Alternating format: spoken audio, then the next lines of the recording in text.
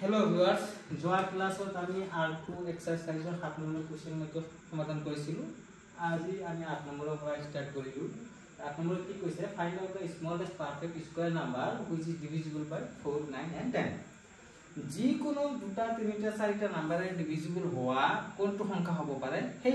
সংখ্যা কেইটাৰে এলসিএম লসাগু যিটো আছে সেইটো সংখ্যাটোকে আমি ক'ব পাৰো যে এইটো সংখ্যাৰে ডিভিজিবল হ'ব সেই কাৰণে কৈছে যে 4 9 আৰু 10 ৰে ডিভিজিবল হোৱা আটাইতকৈ সৰু পাৰফেক্ট স্কয়াৰ নাম্বাৰটো কোনটো হ'ব পাৰে তাৰ আগতে এইটো আনসাৰ হোৱাৰ আগতে আমাক ওলাব লাগিব যে এই 4 9 আৰু 10 ৰে ডিভিজিবল হোৱা আটাইতকৈ সৰু সংখ্যা কোনটো পাৰফেক্ট স্কয়াৰ বাদ পিছত চাম আৰু কি হ'ব আটাইতকৈ সৰু সংখ্যা কোনটো এইটো জানিবলৈ হলে 4 9 আৰু 10 ৰ এলসিএম ওলাব লাগিব एलसीएम लइलो 2 टाइम যাব ইটো নাযায় থাকিব ইটো যাব 5 টাইম আৰু নাযায় তেনে হলে কি হ'ব एलसीएम অফ 4 9 and 10 কি হ'ব পাৰে যে 2 into 9 into 5 এইটো মাল্টিপ্লাই কৰিলো 10 20 আৰু 180 এইটো হল আমাৰ আটাইতকৈ সৰু সংখ্যা যেটো 4 9 আৰু 10 रे डिवाइड होबो किंतु কথাটো হল যে 180 এটো আটাইতকৈ সৰু সংখ্যা হয় এই তিনিটা সংখ্যাৰ ডিভাইড হ'ব কিন্তু ই পাৰফেক্ট স্কয়াৰ নহয় পাৰফেক্ট স্কয়াৰ হ'বলৈ হলে কি কৰিব এইটো সংখ্যা যেনেকৈ আমি আগৰ ম্যাথ বিলাকত চাই আহিলো যে এনেকৈ এটা সংখ্যা দি আছে এই সংখ্যাটো কাটাই কি সংখ্যাৰে পূৰণ কৰিলে আৰু কি সংখ্যাৰে সৰু সংখ্যাৰে পূৰণ কৰি পাৰফেক্ট স্কয়াৰ হ'ব বা ডিভাইড কৰিলে পাৰফেক্ট স্কয়াৰ হ'ব সেই মেথডটোৱে ইয়াতে এপ্লাই কৰিবি কি কৈছে এতে 180 আমি পাৰফেক্ট স্কয়াৰ বনাব লাগা কৈছে পাৰফেক্ট স্কয়াৰ নাম্বাৰ বিচাৰিছে সৰু নাম্বাৰ বিচাৰা নাই পাৰফেক্ট স্কয়াৰ নাম্বাৰ বিচাৰিছে এইটো কাৰণে আমি জানো যে 180 ইজ ইকুয়াল টু যদি প্ৰাইম ফ্যাক্টৰাইজেশন কৰি চাও কি হয় 2 into 8 9 অথাই আমি 3 into 3 কব পাৰো আৰু এটা 5 এইটো সব ইয়াৰ হিচাপত পাৰফেক্ট স্কয়াৰ হৈছে ইয়াৰ হিচাপত পাৰফেক্ট স্কয়াৰ হৈছে কিন্তু ইয়াৰ হিচাপত পাৰফেক্ট স্কয়াৰ হোৱা নাই কিয় পারফেক্ট স্কয়ার হ'বলৈ হলে প্রাইম ফ্যাক্টরস ব্লকত পেয়ার হিচাপত থাকিব লাগে মানে numbers or contents of the prime factors should be in pair or even number so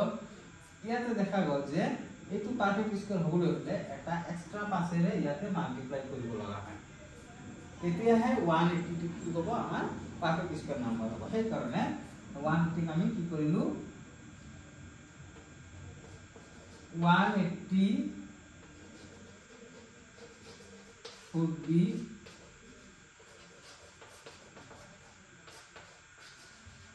multiplied with 5 to become a perfect square.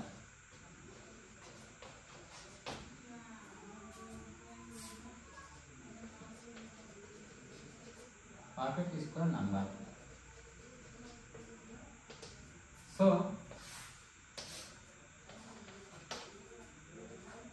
180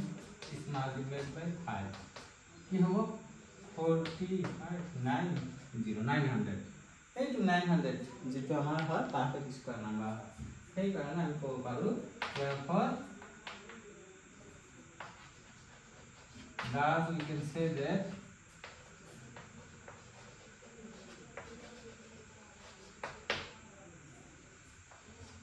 900 is the smallest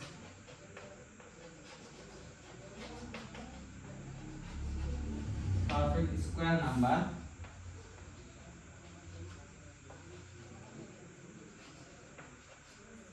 which is divisible by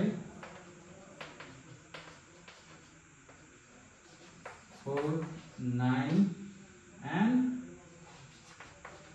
10 as well. এতিয়া হল আমাৰ answer এতিয়া question number 9 এ কি কৈছে চাও find out square root বাই division method square root লোৱা পদ্ধতিটো আমি বিভিন্ন ধৰণে শিকিছো আগতে কিন্তু আজি কোৱেশ্চনত বিচাৰিছে যে বাই ডিভিজন মেথড আমাৰ স্কয়াৰ ৰুট ওলাব দিছে ইয়াতে দুটা কোৱেশ্চন লৈছো 9 আৰু 10 নম্বৰৰ কোৱেশ্চন লৈছো দুটা একেই কোৱেশ্চন কৈছে এটো বাই ডিভিজন মেথড কৈছে হেতু নাম্বাৰৰ ক্ষেত্ৰত কৈছে আৰু 10 নম্বৰত একেটা কোৱেশ্চনে কৈছে ফৰ দা ফলোইং ডেসিমেল নাম্বাৰছৰ কথা কৈছে এটো চাওক আগতে ডেসিমেল নথকা নাম্বাৰ কেইটা চাই লও যেনেকুৱা প্ৰথম নাম্বাৰটো আছে 2116 বাই ডিভিজন মেথড আমি ডিভাইড কেনেকৈ কৰে এইটো জানোৱে সেই কাৰণে ডিভাইডৰ নিচিনা আমি আগতে বনাই ললো এনেকুৱা ডিভাইড কৰি দিম এই মেথডটো এপ্লাই কৰা আগতে এনেকুৱা সেইটো সাইডৰ পৰা মানে আমি যেটো কো ৰাইট হ্যান্ড সাইড ম্যাথমেটিক্সৰ ক্ষেত্ৰত আমি যেটো ৰাইট হ্যান্ড সাইড বুলি কও সেই সাইডৰ পৰা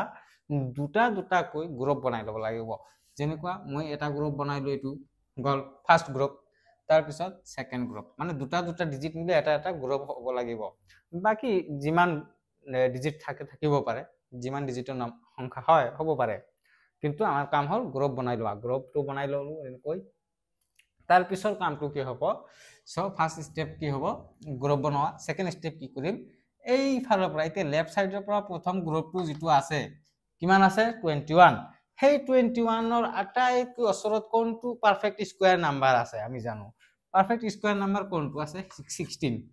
এই 16 টো কাৰ পাৰফেক্ট স্কয়াৰ নাম্বাৰ হয় 4 ৰ সেই কাৰণে ইয়াত দিলো আমি 4 সেই 4 কি হ'ব সেই 4 ইয়াতো বহিব কাৰণ 4 * 4 হলে হে 16 হয় হেইটো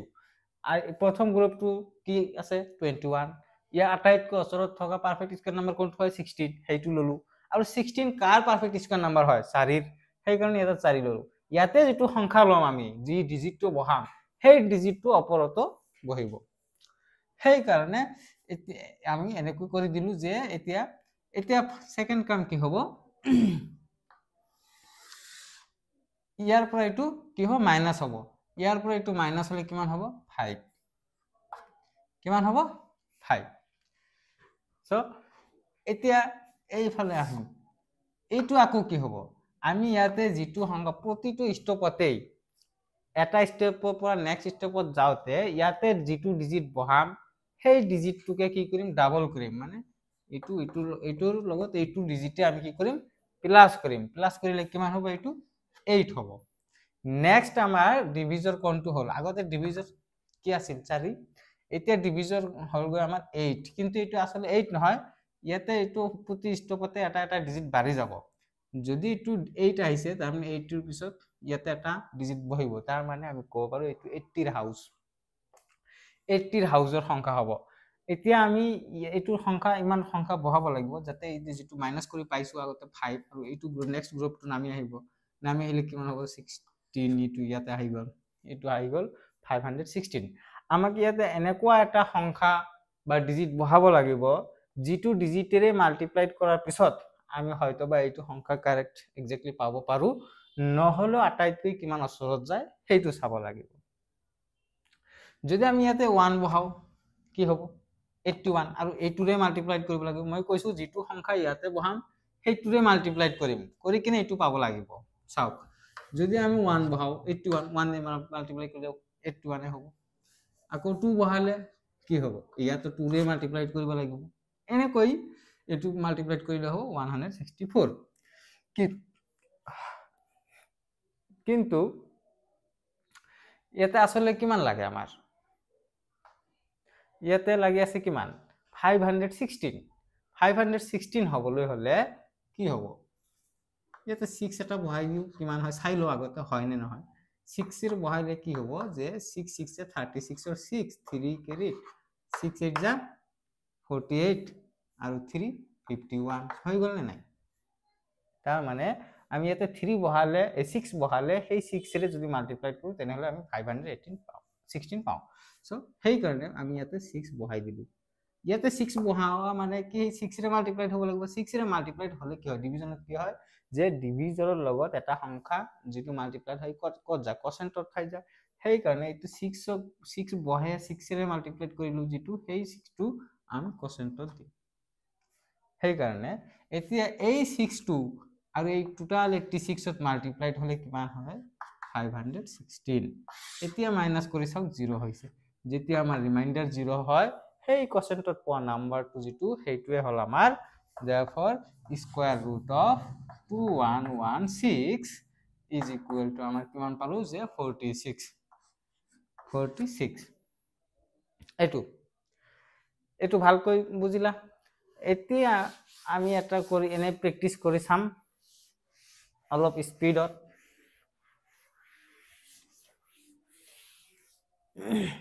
নেক্সট যেটো আছে গতি সকলোকে বিলাকে লোৱা নাই অকল দুটাকৈ উদাহৰণে লৈছো কোৱেশ্চনত 4টা 5টা কৈ দিয়া আছে মানে নাম্বাৰ আমি দুটা কৈ লৈছো এনেকৈ সেকেন্ড নাম্বাৰ 9 নম্বৰ কোৱেশ্চনৰ সেকেন্ড নাম্বাৰ কোৱেশ্চনত কি কৈছে যে 4761 এইটো ডিভিজন মেথড এপ্লাই কৰি আমাৰ স্কয়াৰ ৰুট পাব লাগে ফাৰ্স্ট কাম দুটা গ্ৰুপ এইটো সাইডৰ পৰা বনাই ললো সেকেন্ড কাম হ'ব যে এইটো আটাইতকৈ ওচৰত কোনটো সংখ্যা থাকি আছে যেটো পাৰফেক্ট স্কয়াৰ হেতু 6 আছে 6 6 36 সেই কাৰণে ইয়াতে 6 ললো কিমান পালো 36 এতিয়া মাইনাস কৰি দিলো কিমান হ'ব 1 1 আৰু ইয়াতে আছে 61 এইবাৰ কি হ'ব থাৰ্ড স্টেপত এইটো সংখ্যাক ডাবল মানে এইটো ডিজিটে প্লাস হ'ব হৈ কিনে ইয়াত আহিব কিমান হ'ল 12 আহা মানে কি ইয়াতে এটা ডিজিট প্ৰতি কৈছো যে এটা স্টেপৰ পৰা আন স্টেপত গলে এটা ডিজিট বাঢ়ি যাব তাৰ মানে ইয়াতে এটা ডিজিট আহিব যেটো ডিজিট ইয়াত বহিব হেতু ডিজিটৰে মাল্টিপ্লাই কৰিব লাগিব কমপ্লিট নাম্বাৰটো সেই কাৰণে আমি ইয়াতে চাইলো কিমান হয় 1 2 ইয়াতে এটো বহাব লগা হৈছে কিমান আছে 1161 1 আছে যদি আমি এটা 9 ৰে ট্ৰাই কৰি চাও 9 9 9 9 81 8 18 6 2 হৈছে তাৰ মানে ইয়াতে 9 বহাব লগা হৈছে ইয়াতে যদি 9 বহাইছো তেনেহলে 9 টো ইয়াতে বহিব আৰু সেই 9 ৰে 129 ক মাল্টিপ্লাই কৰিলে আমি কিমান পাব 1161 এতিয়া মাইনাস কৰিলে 0 আহি গল তেতিয়া আমি ক'ব পাৰো যে the square root of 4761 is equal to 69 এনেকৈ কৰিব লগা আছে আৰু যিমান টেক্সট বুকত দিয়া আছে সেইবিলাকে তোমালোকে নিজে ট্ৰাই কৰি চাবা পাই যাবা যদি তোমালোকে বুজি পাইছা নহলে ভিডিওটো ৰিভাইজ কি কৰিব বাৰবাৰ চাব পাৰিব শিকাৰ কাৰণে বুজাই তো দিয়া হল ভালকৈ এতিয়া same functioning by division method for the decimal number এইটো যেনেকৈ দিছে 12.25 decimal number ক্ষেত্ৰত কি কৰিম সেই একেই পদ্ধতি অকল ফাৰ্স্ট স্টেপটো অলপ কি হ'ব ডিফাৰেন্স হ'ব যেনেকুৱা 10 নম্বৰৰ 1 নম্বৰটো কৈছে যে 12.25 হেইটো ডেসিমেল নথকাৰ সময়ত আমি যেটো কৰিছিলো প্ৰথমতে যে প্ৰথম স্টেপটো কি আছিল দুটা ডিজিটৰে এটা গ্ৰুপ বনাব লগা হৈছে সেই ফাংশনটো ইয়াতো হ'ব কিন্তু গ্ৰুপ বনোৱা কামটো সকলো সময়তে অলওয়েজ কৰ পৰা স্টাৰ্ট হ'ব ডেসিমেলৰ পৰা স্টাৰ্ট হ'ব আমি যেটো ডেসিমেল নাম্বাৰ নাছিল যেতিয়া যেনেকুৱা আছিল কি 2116 এটো সংখ্যা ডেসিমেল নাই কিন্তু ক'ব পাৰো ক'ত আছে ইয়াতে আছে ডেসিমেল থাকি যায় এটো সেই কাৰণে ইয়াৰ পৰা স্টাৰ্ট হৈ এনেকৈ আহিছে কিন্তু যদি কোনো নাম্বাৰ যেনে 0.123 এনেকৈ গৈ আছে তেতিয়া কি কৰিম মই কৈছো যে গ্ৰুপ বনোৱা কামটো সকলো সময়তে ডেসিমেলৰ পৰা স্টাৰ্ট হ'ব যদি ডেসিমেলৰ আগৰ সংখ্যা কেইটা এইফালৰ পৰা দুটা কৈ আহিব পাৰে তেনেহলে পিছৰ কেইটা কৰ পৰা যাব এইফালৰ পৰা দুটা এনেকৈ যাব এইটোৱে ডিফাৰেন্স আৰু বাকি একো ডিফাৰেন্স নাই সেই কাৰণে ডেসিমেলৰ আগৰ সংখ্যাটো আমি এইফালৰ পৰা গ্ৰুপ বনাই দিলো দুটা যদি আৰু ডিজিট থাকিল হয় তেনেহলে হেটো আৰু গ্ৰুপ হৈ গল হয় আৰু নাই তো নাই এই 225 ৰ ক্ষেত্ৰত আমি এইফালৰ পৰা গ্ৰুপ বনাই যাব লাগিব এইটোৱে ডিফাৰেন্স আৰু একো নাই এতিয়া আমি গ্ৰুপ বনোৱা কাম শেষ এটো কলো যে প্ৰথম গ্ৰুপৰ আটাইতকৈ ওচৰত বা সেই সংখ্যাটো এক্স্যাক্টলিও হ'ব পাৰে আটাইতকৈ ওচৰতে হ'ব পাৰে পাৰফেক্ট স্কয়াৰ নাম্বাৰ কি আছে 9 আছে এটো কাৰ পাৰফেক্ট স্কয়াৰ হয় 3 ৰ পাৰফেক্ট স্কয়াৰ হয় সেই কাৰণে ইয়াতে 3 ললো ইয়াতেও 3 ললো এতিয়া কি হ'ব মাইনাস কৰিলে কিমান পাম 3 পাম তাৰ পিছত কি হ'ব এটো যেতিয়া নেক্সট স্টেপত যাব নেক্সট ডিভিজনৰ পৰা আগতে সেই ডিজিটটোৱে ডাবল কৰি দিব লাগিব ডাবল কৰি দিলে কিমান হ'ব 6 মানে এটো 60 ৰ হাউস ইয়াতে এটা ডিজিট আহিব কথাটো হল এতিয়া আৰু এটা ডিফাৰেন্স আহি গল ইয়াতে এটা প্ৰেডিকেট আছে বাধা দিয়া আছে ডেসিমেলটো যেনেকুৱা আগৰ সময়ত আমি যেটো কৰিলো এনে কোনো বাধা নাছিল এটা গ্ৰুপ হৈছে কা মাইনাস কৰিছো নেক্সট এটা গ্ৰুপ লৈ লৈছো কিন্তু এতে ডেসিমেল আছে এই ডেসিমেলটো এটা ৰেজিস্ট্যান্স হিচাপে কাম কৰি আছে আমি ডাইৰেক্ট সিধাই লব নোৱাৰো ইয়াত আগতে ব্যালেন্স কৰিব লাগিব হয়তোবা ডেসিমেলটো গুছাই দিব লাগিব কিন্তু আমি যেতিয়া পেনেৰে লিখু কপি তেতিয়া তো ডেসিমেলটো গুছাই দিব নোৱাৰো লিখা হৈছেই সেই কাৰণে কি কৰো এটো থাকি যায় কিন্তু আমি এইটোৰ পৰা ডেসিমেল গুছোৱা মানে ইয়াতে এটা ডেসিমেল দিলো এটো গুছোৱাও ক'ব পাৰো বা ব্যালেন্সিংও ক'ব পাৰোঁ যে বেলেঞ্চ কৰি দিলোঁ ডেচিমেলটো। যেতিয়া বেলেঞ্চ হৈ গ'ল তেতিয়া আমি নেক্সট গ্ৰুপটো নমাই আনিম ল'ব পাৰিম। এতিয়া হৈ গ'ল আমাৰ 325 হ'ল। ইয়াতে আমাৰ কি হ'ব যে আমাৰ ইমান এটা নাম্বাৰ বহাব লাগিব এনেকুৱা যিটো সেইটো সংখ্যাৰে মাল্টিপ্লাই কৰিলে এই 325 পাম। চাওক কিমান 5 লৈ ল'লো, এটা 5 ল'লে কি হ'ব 65 তাক 5 মাল্টিপ্লাইড কৰিলে 25 30 32 এইটো নাম্বাৰ পাই যাওঁ। তাৰমানে ইয়াতে 5 বহিব, তো 5 ইয়াতে বহিলে ইয়াতেও 5 হ'ব। এইটোৱে যে এই 5 ৰে এই 65ক মাল্টিপ্লাইড কৰি আমি কিমান পাওঁ 325। এতিয়া মাইনাছ কৰি চাওক, এইটো মাইনাছ কৰি এইটো পাইছিলোঁ, এইটো মাইনাছ কৰি আমি 0 পাম। যেতিয়া 0 পালোঁ তেতিয়া আমাৰ এনসাৰো পাই গ'লো। ৰিমাইণ্ডাৰ 0 মানে যেটো কোৱেশ্চনটো পাইছো সেইটোৱে আমাৰ square root of the 12.25 is equal to 3.5। এইটো আমাৰ ফৰ দা ডেসিমেল নাম্বাৰস। এইটো একে নেক্সট আন এটা দিয়া আছে লোৱা হৈছে যদি এইটো কৰিয়ে দিও আমি। বাকি আৰু টেক্সট বুকত আৰু দুটা তিনিটা এক্সট্ৰা আছে, আমি গোটেই কেইটা লোৱা নাই, এটা দুটা লৈছো অকল বুজাৰ কাৰণে। যেনেকুৱা এইটো আছে 24.01 এইটো ফাৰ্স্ট কাম ডেসিমেলৰ আগৰ সংখ্যা কেইটা এইফালৰ পৰা গ্ৰুপ বনাব লাগিব, আৰু ডিজিট থাকিলে আৰু গ্ৰুপ হ'ব, কিন্তু এই ডেসিমেলৰ পিছৰ কেইটা এইফালৰ পৰা গ্ৰুপ বনাব লাগিব। কল সেকেন্ড কাম আমাৰ এইটো ইয়াৰ আটাইতকৈ কোনটো পাৰফেক্ট স্কয়াৰ নাম্বাৰ আছে 16 কাৰ স্কয়াৰ হয় 4 ৰ, এই কাৰণে 4 ললো, মাইনাস কৰি দিলো, কিমান হ'ব এইটো 8 আহিব। পিছত এইটো কি হ'ব, এইটো সংখ্যা ইয়াতে প্লাস কৰিব, যেটো ডিজিট আমি লম সেই ডিজিটটোৱে প্লাস কৰিব লাগিব। প্ৰতিটো স্টেপতে তেনেকুৱা, এটা স্টেপৰ পৰা আন এটা স্টেপত গলে যেটো সেই স্টেপত আমি যেটো ডিজিট ইউজ কৰিছো সেইটো ডিজিটে আকৌ এই কমপ্লিট সংখ্যাটো মানে ডিভিজৰত প্লাস কৰিয়ে তলৰ স্টেপত যাব লাগিব। এইটো যদি আমাৰ সাগে সাপোজ এনে বুজাই দিছো, এইটো থাৰ্ড স্টেপত গৈছো, আমি থাৰ্ড স্টেপত গৈ এইটো 24 পাইছিলো, এতিয়া আমি বহাম 1, এইটো তেনেহলে নেক্সট স্টেপত যোৱাৰ আগত 1 এটা প্লাস কৰি দিয়ে যাম, এইটো এনেকুৱা। কিন্তু এইটো ফাৰ্স্ট স্টেপত ফাৰ্স্ট ডিভিজৰ 4 আছে, সেই কাৰণে নেক্সট স্টেপত যোৱাৰ আগতে 4 এ প্লাস কৰি দিও, কিমান হলো 8। এইটো হোৱা মানে এইটো 80 ৰ হাউস আহি গল। এতিয়া এই ৰেজিস্ট্যান্সটো আছে ডেসিমেল বাধা এটা আছে, এইটো গুচাই দিও মানে তাৰ ওপৰত এটা ব্যালেন্সিং ডেসিমেল দি দিলো, ব্যালেন্স হৈ গল। তাৰ পিছত নেক্সট গ্ৰুপটো আমি ল'ব পাৰো, এইটো ব্যালেন্স নোহোৱালৈকে আমি নেক্সট গ্ৰুপটো ল'ব নোৱাৰো। এতিয়া কি কৰিম, ইয়াতে এনেকুৱা এটা নাম্বাৰ বহাব লাগিব যেটো আমাৰ সেই 801 আই বাই, যাতে যেনেকুৱা এইটো 80 আছে 80 ৰ হাউস, ইয়াতে কি বহাব লাগিব, সাপোজ আমি 9 ৰে ট্ৰাই কৰি চাও, 9 ট্ৰাই কৰিলো, কিমান হ'ব 9 9 যা 81 72 আৰু 8 80 হৈ গল। তাৰ মানে ইয়াতে আমাৰ 9 বহিব, 9 89, সো ইয়াতে 9 এটা বহাই দিলো, সেই 9 টো ইয়াতে বহাই দিলো, সেই 9 ৰে 89 টো মাল্টিপ্লাইড কৰিলে আমি 801 পাও, এই মাইনাস কৰিলে 0 পাও, এইটো ৰিমাইন্ডাৰ 0 আহি গৈছে। তাৰ মানে the square root of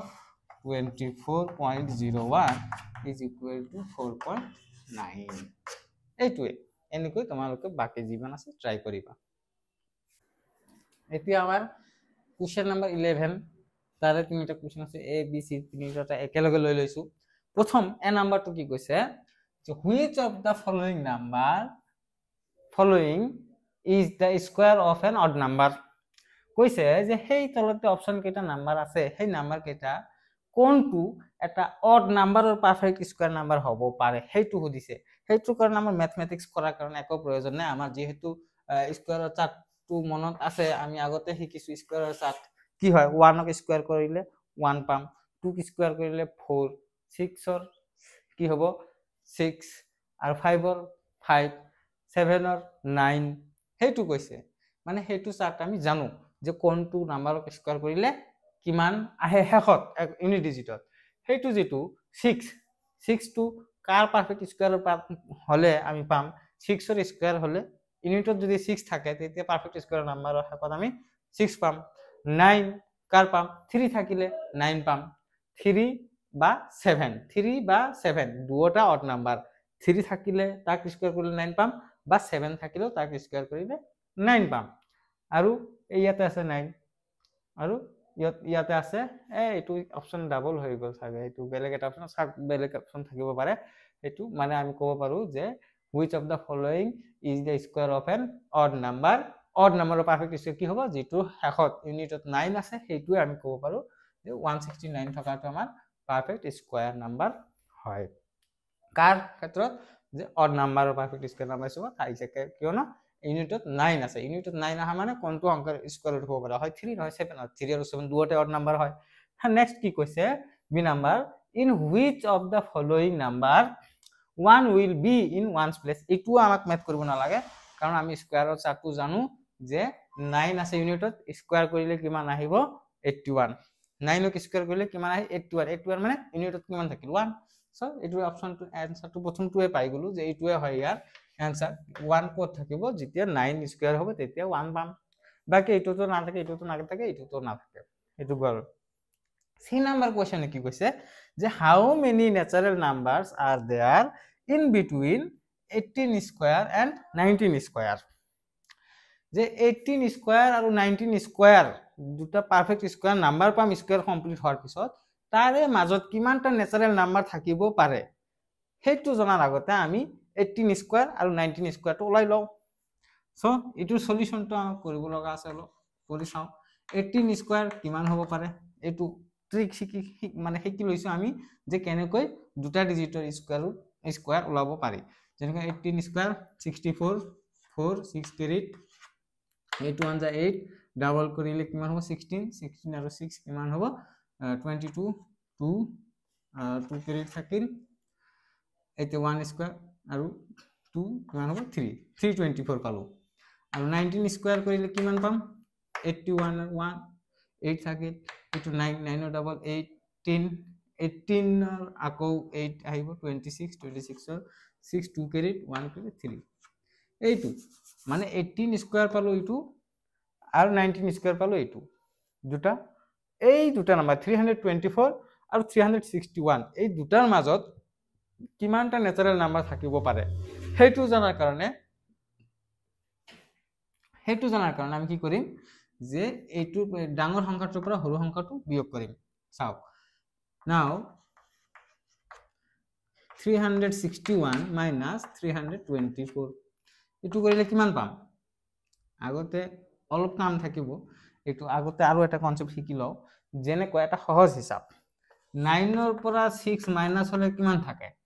3 এটো চাওক এটো 9 আৰু 6 ৰ মাজত থকা নাম্বাৰ কব পাৰো নে নাই কেনেকৈ এটা নাম্বার লাইন বনাই লও কি হ'ব 1 2 3 4 5 6 7 8 9 10 এটো 1 2 3 4 5 6 7 8 9 10 কি কৈছো যে হেই 9 9 ৰ পৰা কিমান বাদ দিছো 6 এই 6 বাদ দিলু কিমান থাকিল 1 2 3 এইটোটো आंसर না 3 আছে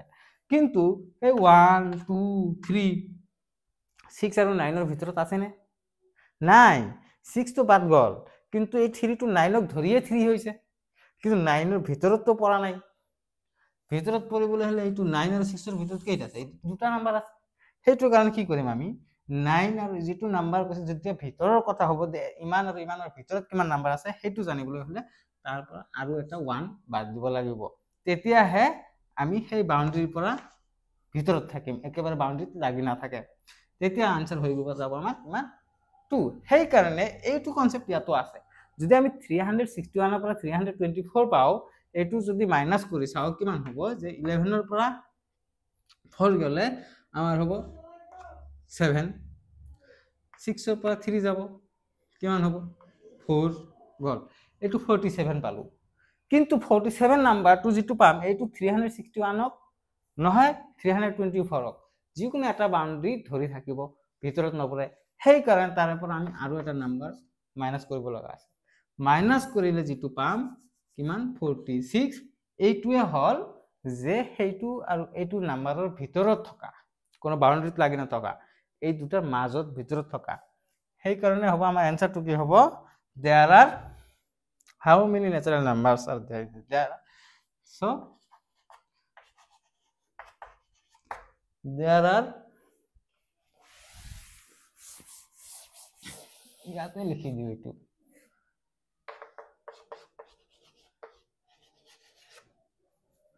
there are 46 natural numbers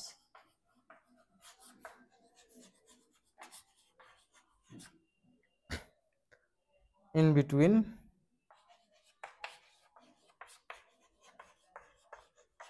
18 square and 19 square এইটো সমাধান এনেকৈ দিব লাগিব এইটোৱে এইটো আমাৰ 11 ৰ a আৰু b c গোটেইটা ক্লিয়াৰ হল এতিয়া আমি নেক্সট কোৱেশ্চনত যাও চাও আছে এতিয়া কোৱেশ্চনৰ কি হৈছে যে 11 নাম্বাৰ কোৱেশ্চনৰ d নাম্বাৰ 11 ৰ d কোৱেশ্চন আছে হেতু কি কৈছে যে which of the following is not square number সেই অপচন কেইটা দিয়া আছে এই অপচন কেইটাত কোনটো স্কয়াৰ নাম্বাৰ নহয় হেতু বাছি উলাবলৈ দিছে কোনটো উলাবলৈ নহয় এটো কোনটো স্কয়াৰ নম্বৰ নহয় হেতু আমি জানো যে এই স্কয়াৰ চাৰ্টত 1 ক স্কয়াৰ কৰিলে ইউনিটত 1 থাকে 2 কৰিলে 4 থাকে এনেকৈ চাৰ্টটো জানো এইটো হিচাপত চাও 2 কেতিয়াবা কোনো নাম্বাৰ স্কয়াৰ কৰাৰ পিছত আহে নে নাই হেতু 6 আহে 1 আহে 9 আহে কোনো নাম্বাৰক স্কয়াৰ কৰি পালে স্কয়াৰ কৰিলে আমি ইউনিট ডিজিটত 1 6 9 পাও পামে আৰু কিন্তু 2 পামনে 2 স্কয়াৰ নাম্বাৰৰ শেষত যেটো মানে এটো থাকিবনে কোনটো থাকে ভাবি চাও 1 নকল 1 2 ৰ 4 3 ৰ 9 4 ৰ 6 5 ৰ 5 6 ৰ 6 7 ৰ 9 8 ৰ 4 এটো 9 ৰ 1 2 9 সেই কাৰণে আমি এটো ক্লিয়াৰলি ক'ব পাৰো যে এটো এটা পাৰফেক্ট স্কয়াৰ নাম্বাৰ নহয় এতিয়া লাষ্টত কৈছে যে if square root of 2025 is equal to 45 মানে 2025 ৰ স্কয়াৰ ৰুট ওলালে যদি 45 পাও তেনে হলে এই স্কয়াৰ ৰুট অফ 20.25 এইটোৰ কি হ'ব 20.25 ৰ স্কয়াৰ ৰুট ভ্যালু কি হ'ব হেতু জনাৰ আগতে আমি এটো এটা নাম্বাৰ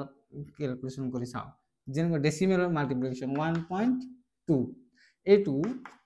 12 into 12 কৰিলে আমি পাম 144 সেম এটো তো 12 অকল ডেসিমেল টু ইয়াতে আছে সো এইটো অংকৰে এইটো অংককে মাল্টিপ্লাই কৰি চাও কিমান পাম এটো 144 এ পাম কিন্তু কিমানটা সংখ্যাৰ আগত ডেসিমেল আছে এটা দুটা এনেকৈ কাউন্ট কৰি গৈ তাৰ আগত আমি ডেসিমেল বহাব লগা হয় তাৰ মানে কি কৈছো যে কোনো এটা এটো স্কয়াৰ হল এটো স্কয়াৰ হল কি পাইছো যে স্কয়াৰ না থকা অৱস্থাত পাইছো 144 এই ডেসিমেল না থকা অৱস্থাত এতিয়া ডেসিমেল আছে কিন্তু তাৰো জি কেটা ডিজিট আছে 144 ইয়াতো 144 এ আহিছে কথাটো হল ইয়াতে এটা অংকৰ আগত ডিজিট ডেসিমেল আহিছিল কিন্তু নাম্বাৰ ৰিজাল্টত আমি পালো দুটাৰ আগত ডেসিমেল সেম কন্ডিশন ইয়াতে আছে হেতু নাম্বাৰ 2025 হেতু নাম্বাৰ 2025 একেই ইয়াত ডেসিমেল নাই ইয়াতে ডেসিমেল আছে তাৰ মানে ইয়া 45 into 45 কৰিলে এইটো পাও তেনে ইয়াতে কি ইনটু কৰিলে মানে কি স্কয়াৰ কৰিলে হেতু নাম্বাৰ পাম এই একেটা নাম্বাৰ যেনেকৈ 2 4.5 পাম কাৰণ 2025 পাবলৈ হলে 45 মাল্টিপ্লাইড হবই লাগিব কথাটো হল ইয়াতে কিমানটা সংখ্যাৰ আগত ডেসিমেল আহিছে দুটা